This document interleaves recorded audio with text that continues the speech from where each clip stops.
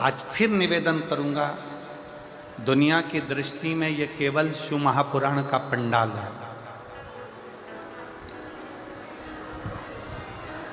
दुनिया की दृष्टि में यह केवल शिव महापुराण का पंडाल है, पर जो इस पंडाल में आकर बैठ जाता है, शिव महापुराण की कथा कहती है, वो पंडाल नहीं, वो पिता का घर है और पिता आपकी बात को सुनता है और वर प्रदान करता है। ये शिव है। अकाल मृत्यु वो मरे जो काम करे चंडाल का, और काल उसका क्या बिगाड़े जो भक्त हो महाकाल का। जो शंकर की आराधना में डूबा, जो शिव की उपासना में डूबा,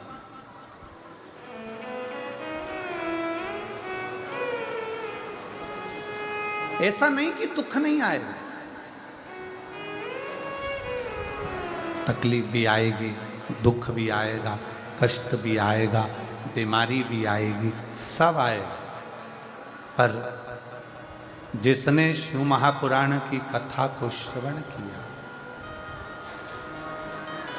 जिसने मेरे शंकर भगवान को एक लोटा जल समर्पित किया, जिसने भगवान शिव की आराधना की है, तो ये निश्चित है दुख तब आकर चला जाएगा, मालूम भी नहीं पड़ पाएगा और अपना जीवन सार्थक होता चले जाएगा।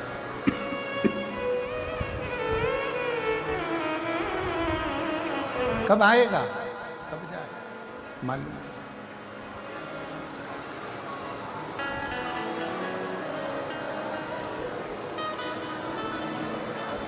छाता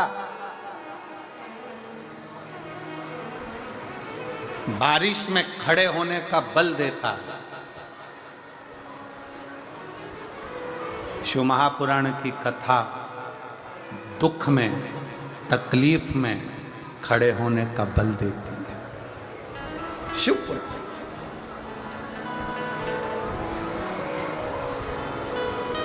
बहुत दुख है, बहुत तकलीफ है, बहुत कष्ट है,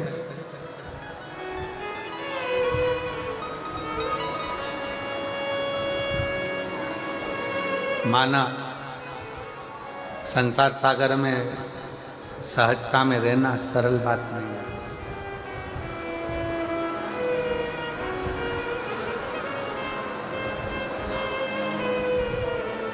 कई लोग कहते हैं गुरुजी, आज के जमाने में दया करो तो दुख प्राप्त होता है, दया ही दुख का कारण है।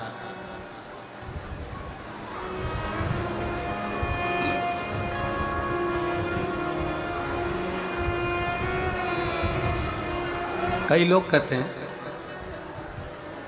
गुरुदेव दया ही दुख का कारण है, ये दुनिया के लोगों ने एक कहावत बना दी। पर सत्यता यह है कि दया दुख का कारण नहीं है, दया सुख का कारण है। जिसने ये बनाया कि दया दुख का कारण है, ये वो नहीं जानता कि दया का मतलब क्या होता। कितनी कृपा करी होगी मेरे शंकर भगवान ने कि अमृत का कलश तो देवताओं को दे दिया और विष का कलश खुद ने रख लिया।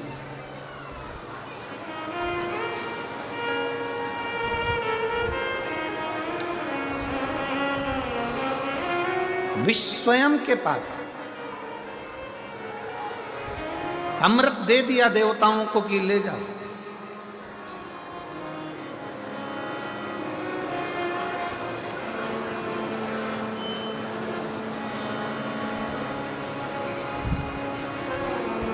पार्वती जी ने कहा भी, माँ जगत जननी जगदम्बा माता पार्वती जी ने बोला भी कि ये आपके पास में विष का पात्र आया है, विष का कटोरा आया है, आपके पास में विष का कलश आया है, और आप विष अपने पास में रहकर ये सारे देवताओं पर दया बरसा रहे हो, दया कर रहे हो, और ये सारे देवताओं को आप दया कर कर अमृत दे दिए। ये विष पियोगे तो प्राण छूट जाएंगे।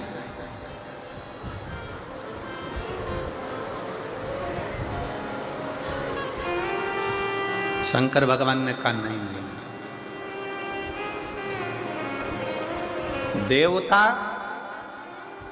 अमृत पीकर भी अमर नहीं हो पाएंगे। और शंकर भगवान कहते हैं कि मैं विष पीकर भी अमर हो जाऊंगा, क्योंकि मैंने यहां करुणा करी है, दया।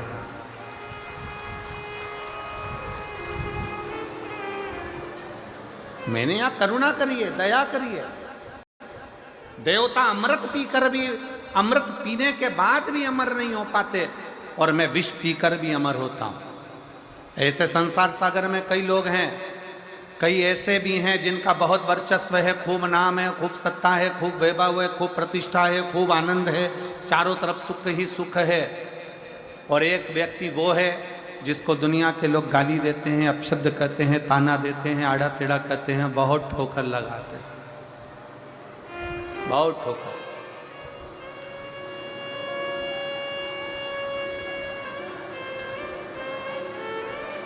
पर शिव कथा कहती है, भगवान शंकर का संवाद कहता है कि जिसको ज़्यादा गाली पड़ी हो, जिसको ज़्यादा ताने दिए गए हों, जिसको ज़्यादा अपशब्द कहा गया हो, वही दुनिया के दिल में राज करता है, वही दुनिया के दिल में राज करता है।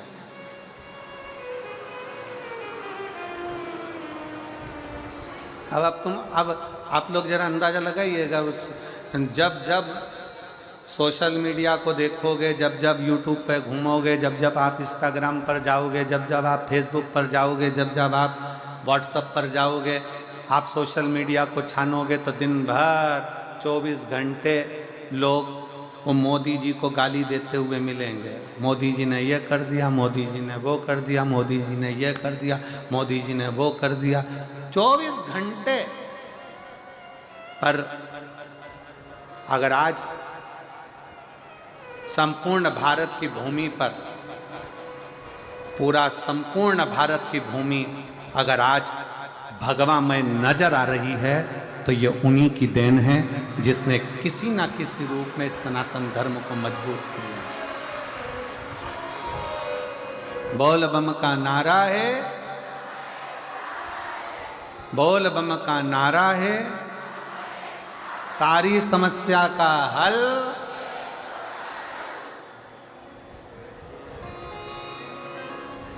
भले ताने दिए जाएं, भले अपशब्द किया जाए, भले आड़ा टेढ़ा बोला जाए, पर सनातन की मजबूती है।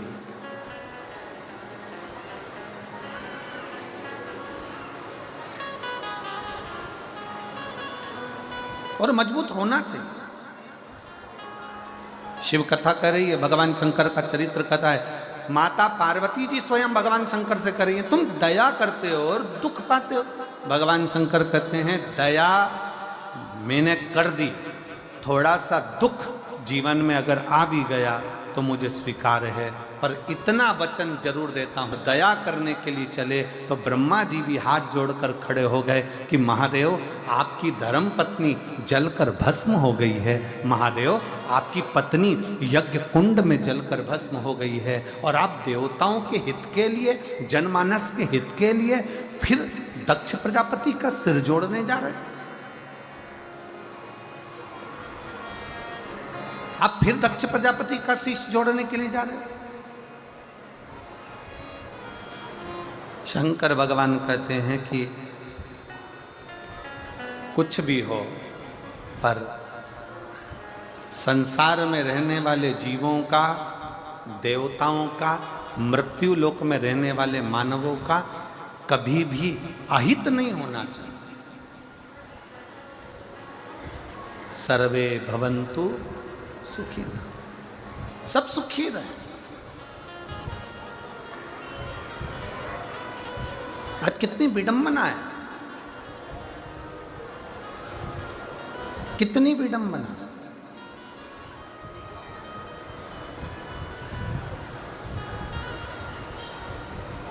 हमारा सनातन धर्म,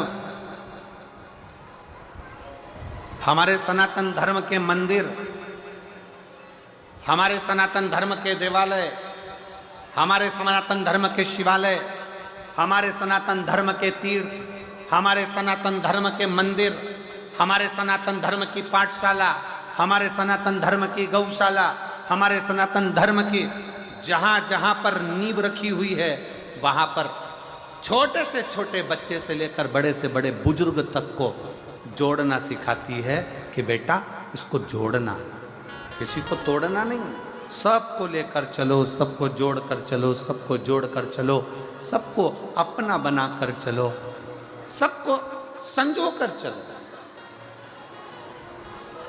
और सनातन धर्म से जो भिन्न है, दूसरे धर्म के लोग जो सनातन धर्म से दूर हैं, वो सनातन धर्म से दूर होने के बाद ये विचार करते हैं कि इनको किस तरह से काटना है, किस तरह से इनको ले जाकर एक ओर पटक देना। सनातन जोड़ता, शिव जोड़ने का काम करते हैं, भगवान शंकर जोड़ने का काम करते हैं। शिव जी ने करा क्या? शंकर भगवान से कहा कि तुम्हारी धर्म पत्नी जलकर राख हो गई, तुम्हारी धर्म पत्नी जल गई, सती स्वाहा हो गई, सती का शरीर जल गया, भस्म हो गई, और तुम दक्ष प्रजापति के सिर को लगाने की बात कर रहे हो।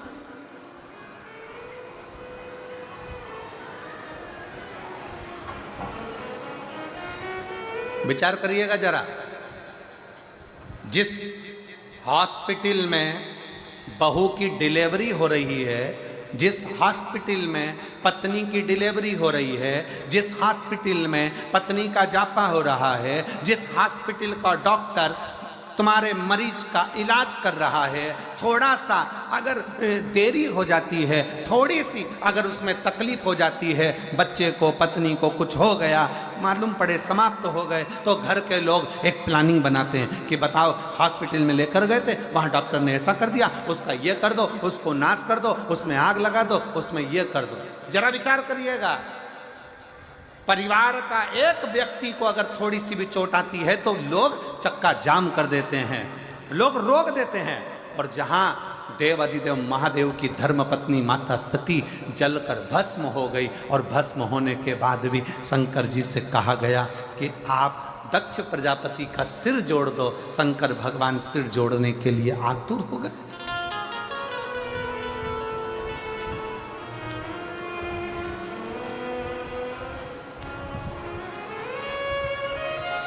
भगवान देव अधिदेव महादेव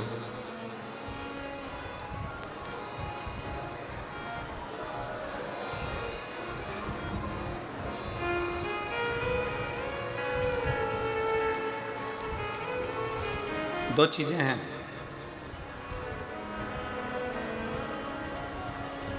सृष्टि में प्रेम होना चाहिए कि दृष्टि में प्रेम होना चाहिए? जरा उत्तर दे जसपुर वालों, सावधानी से उत्तर दीजिएगा। सृष्टि में प्रेम होना चाहिए कि दृष्टि में प्रेम होना चाहिए?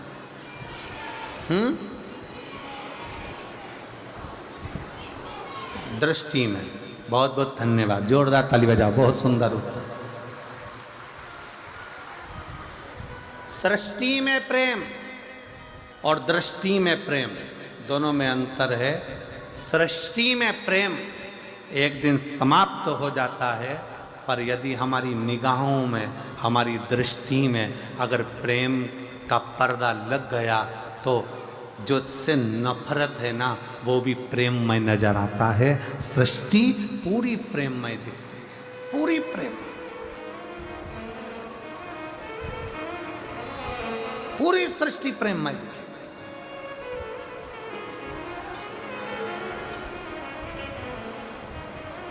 और रचा है सृष्टि को जिस प्रभु ने, वही सृष्टि चला रही है।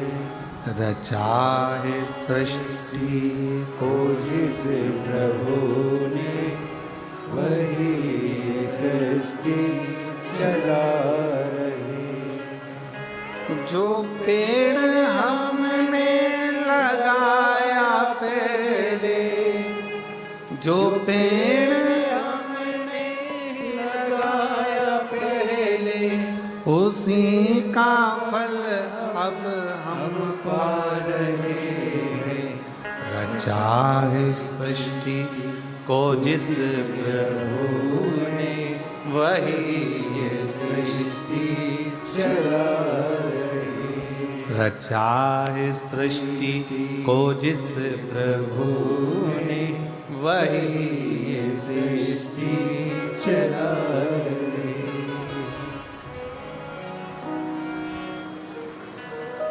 ये संपूर्ण सृष्टि शंकर भगवान कहते हैं कि अपनी दृष्टि में प्रेम रखिए, सब पूरा संसार पूरी सृष्टि आपको प्रेम में नजर आने लगे, पूरी सृष्टि।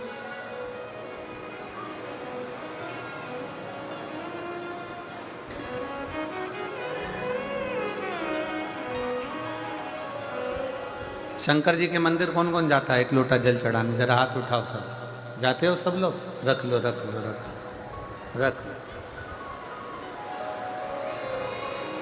आज के समय में सबसे व्यस्त देव हैं देव अधिदेव महादेव।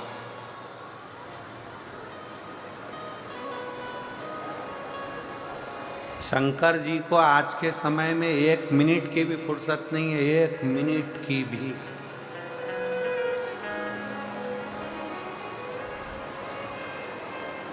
सारे देवता एक बार तैयार होते हैं, फिर दूसरे दिन तैयार होते हैं।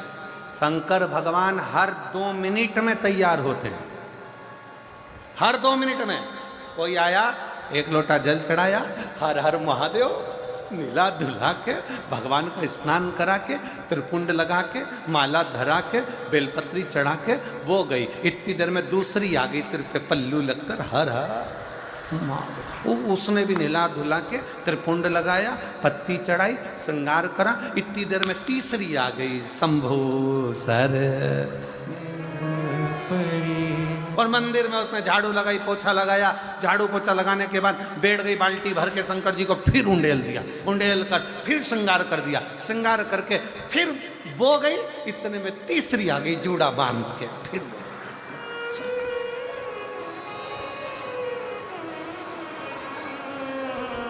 कई बार तो पार्वती जी भी शंकर जी से पूछ लेती है, प्रभु कैसा लग रहा है? शंकर भगवान बोले बहुत जोरदार। पर आज आपका चेहरा उतरा है भोलेनाथ, बात क्या है?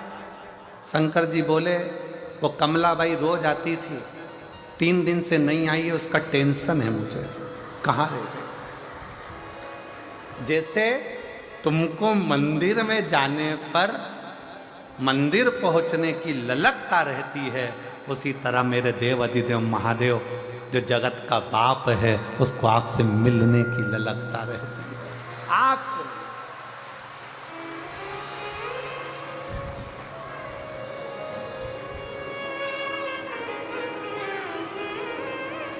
वो आपसे मिलना चाहिए।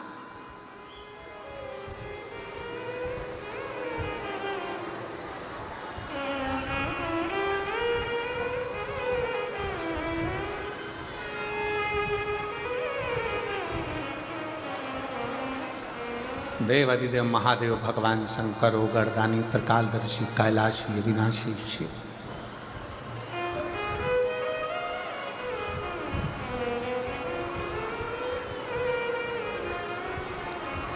भगवान शंकर,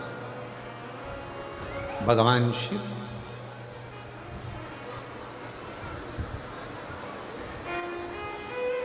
सती मां जलकर भस्म हो गई और ब्रह्मा जी हाथ जोड़कर कह रहे हैं कि आपकी धर्म पत्नी को दक्ष प्रजापति के शब्द के कारण आपकी पत्नी जलकर भस्म हुई है।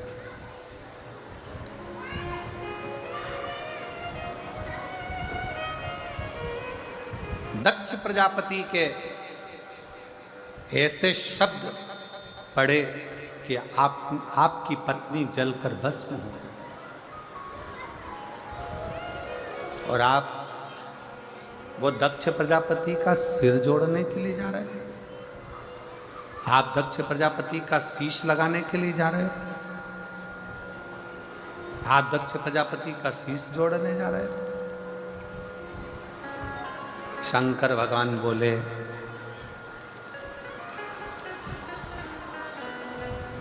व्यक्ति को अपना कर्म करना नहीं छोड़ना चाहिए। एक निवेदन मेरी जीजियों से है, जितनी मेरी जीजियाँ शिव महापुराण की कथा इस जसपुर मायाली गांव मदेश्वर बाबा के चरणों में बैठकर सुन रही हैं, और जितनी मेरी जीजियाँ टीवी पर, मोबाइल पर, व्हाट्सएप पर, गूगल पर, फेसबुक पर, यूट्यूब पर कथा सुन रहे हैं, उनसे भी कहें, सास अगर गाली देती है तो क्या तुम दवाई देना बंद कर दोगी क्या? जम के बोलो जरा। उसको तकलीफ हो रही है, सिर में दर्द हो रहा है, पाँव में तकलीफ हो रही है, तो तुम तो दवाई तो दोगी ना? बोलो तो जम के दो। सास का काम है गाली देना, उसको देन दो। सास का काम है अपशब्द कहना, उसको कहन दो। सास का काम है ताने देना, उसको देन दो। शायद कई माताएं कहती हैं मेरी ननद ने मेरे साथ ऐसा किया, मेरी ननद ने मुझे ताना दे दिया, मेरी ननद ने ऐसा कह दिया, मेरी ननद ने वैसा कह दिया, मेरे नंदोई ने ऐसा कह दिया। शायद आप नहीं जानते हो, आप सबकी ननद तो फिर भी ठीक होगी। पार्वती जी की जो ननंद थी ना, पार्वती जी की जो ननंद प्रबल कि पार्वती मैया भोजन बनाकर गणेश जी के लिए रखकर जाती थी, मोदक बनाकर कार्तिकेय के लिए रखकर जाती थी, और पार्वती जी की ननंद छिप्रिया वो उस मोदक को उठाकर पूरा की पूरा नंदी को खिला देती थी। आपकी ननंद तो फिर भी अच्छी है, कम से कम तुम्हारी बनाई गई रोटी को उठाकर कहीं नंदी को, बेल को या गाय को या अन्य इधर उधर कुत्ता उत्ता को तो नहीं दे रही। पार्वती जी की ननंद माँ पार्वती जी शंकर जी की पूजन के लिए लोटा भरकर जल रखती थी, और लोटा भरकर जल रखकर पार्वती जी थाली सजाकर शंकर भगवान की पूजन करने के लिए, जहां शिव नेत्र बंद कर साधना में लीन रहते थे, पार्वती जी उस थाली को लेकर जाने वाली रहती थी। और उतनी देर में भगवान शंकर की बहन पार्वती जी की ननंद छिप्रिया आई, और छिप्रिया ने थाली उठाई और लोटा उठाया भरा हुआ, और लोटा उठाकर स्वयं जल का पान कर लेती। लोटा जब खाली दिखता तो पार्वती जी को लगा कि मेरी ननंद ने खाली करा, पर मुख से शब्द नहीं कहती, शब्द नहीं कहती। एक दिन छिप्रिया इतना इतना करी, एक दिन पूछा गया माता पार्वती जी से कि तुम्हारी ननंद इतना इतना उपद्रव मचाती है, तुम्हारी ननंद तुमको ताना देती है, तुम्हारी ननंद तुमको आड़ा टेढ़ा करती है, पर पार्वती जी तुम्हारे मुख से शब्द नहीं निकलता। आज के जमाने की अगर भाभी होती ना, जसपुर की अगर भाभी होती तो ननंद को रायपुर छोड़ी आती।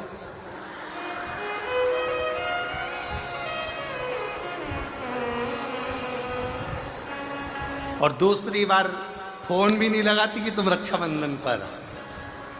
अगर ऐसी ननंद होती तो वो सीधे ले जाकर पहले रायपुर छोड़ती कि चलो यहां से। पार्वती जी से पूछा तुम्हारी ननंद इतनी तीव्र, तुम्हारी ननंद ऐसा कार्य करती है और तुम ननंद से इतना प्रेम क्यों रखती हो? माता पार्वती जी ने कहा मुझे याद है, मुझे याद है जब दूषण नाम का राक्षस उपद्रव मचाया, ब्राह्मण के बच्चों का रक्त निचोड़कर दूषण नाम के राक्षस ने पीना प्रारंभ करा। और दूषण नाम का राक्षस जब रक्त को पीना प्रारंभ करा, तब सारे ब्राह्मणों ने और देवताओं ने शंकर की आराधना करी, भोले बाबा इस दूषण को मार दो, इस दूषण नाम के राक्षस का, असुर का संहार कर दो। तब शिव जी ने कहा कि मैं दूषण को मार तो दूंगा, मना नहीं है, पर दूषण को एक वर है, दूषण का संहार मैं त्रिशूल उठाकर कर दूंगा, दूषण को मैं मार दूंगा, पर दूषण को एक वर है। क्या वर है दूषण को? कि दूषण को यह वर है कि दूषण का रक्त जहां पर गिरेगा उससे दूसरा दूषण उत्पन्न हो जाएगा। ऐसे 84 बार दूषण जन्म ले सकता। 84 बार दूषण जन्म ले सकता है। तो बाबा भोलेनाथ, क्या आप उस दूषण को नहीं मार सकते? शंकर जी कहते हैं मैं दूषण को मार दूंगा, पर निवेदन है कि सारे देवता मिलकर और सारे ब्राह्मण मिलकर मेरी बहन के पास जाएं, क्षिप्रिया के पास जाएं और क्षिप्रिया से जाकर कहें कि क्षिप्रिया तुम एक काम करना, जैसे ही दूषण का रक्त गिरेगा ना, तुम पानी का रूप ले लेना, जल का रूप ले लेना, और दूषण का जैसे ही रक्त गिरे उस पर पानी फेर देना, तो दूषण का दूसरा दूषण पैदा ही नहीं होगा और दूषण मर जाएगा। क्षिप्रिया ने कह दिया ठीक है, कह दो शंकर जी से, भोले बाबा से कह दो दूषण नाम के राक्षस का संहार करें। शंकर भगवान दूषण नाम के राक्षस का संहार करने के लिए जैसे ही गए, शंकर जी ने दूषण नाम के राक्षस का संहार कर दिया। जैसे ही संहार करा, क्षिप्रिया को आने में देरी हो गई, क्षिप्रिया नहीं पहुंच पाई। क्षिप्रिया नहीं पहुंची तो दूषण ने 84 रूप रख लिए। अब जैसे ही दूषण ने 84 रूप रखे, 84 रूप धारण कर लिए दूषण ने, क्षिप्रिया जैसी आकर खड़ी हुई तो सारे ब्राह्मणों ने, संतों ने, भगवानों ने, सबने कह दिया माँ आपको आने में देरी हो गई। इतने में तो दूषण ने 84 रूप रख लिए। अब क्या होगा? शंकर भगवान तो अपना रूप नहीं रख सकते, क्योंकि वो ओघड़दानी है, वो शंभु है, वो रूप कभी नहीं रख सकते। राम जी अगर पृथ्वी पर जन्म लेके अपना नारायण रूप रख सकते हैं, भगवान नारायण अपने अनेक रूप रख सकते हैं, ब्रह्मा जी अपने अनेक रूप रख सकते हैं, इंद्र अपना रूप बना सकता है, देवता देवी अपना रूप बना सकती है, पर शंकर कभी भी रूप नहीं रखते हैं। शंकर तो अड़भंगा है, एक रूप ही काफी है सारे जगत के कल्याण के लिए, इसलिए शिव को रूप रखने की जरूरत नहीं पड़ती। भगवान शंकर को रूप रखने की जरूरत नहीं पड़ेगी। अब क्या होगा? इतने में क्षिप्रिया ने कहा चिंता मत करो, अगर दूषण नाम का असुर 84 रूप ले सकता है तो मैं भी शंकर की बहन हूं, शिव की बहन। इतना बल मुझ में है कि मैं शंकर के 84 रूप विभाजित कर सकती हूं, पर शिव तो रूप रख नहीं सकते। क्षिप्रिया कहती है मैं रखूंगी शंकर के 84 रूपों को, मैं शंकर भगवान के 84 रूप धारण करवाऊंगी। और मां क्षिप्रिया ने अपने जल का वेग इतना तेज करा कि शंकर भगवान के 84 रूप हो गए, और 84 रूप धारण कर कर, दूषण 84 थे, उन 84 दूषण को शंकर भगवान काल अधिपति महाकाल ने 84 रूप धारण कर कर संहार कर दिया। माँ क्षिप्रिया ने हाथ जोड़कर निवेदन कर दिया, भैया अब इस महाकाल वन में, इस महाकाल की भूमि में, इस अवंती का प्रदेश में, हे मेरे भैया आप इन्हीं 84 रूप में विराजमान रहना, और मेरे काल अधिपति 84 महादेव के रूप में अवंती का पुरी में विराजमान।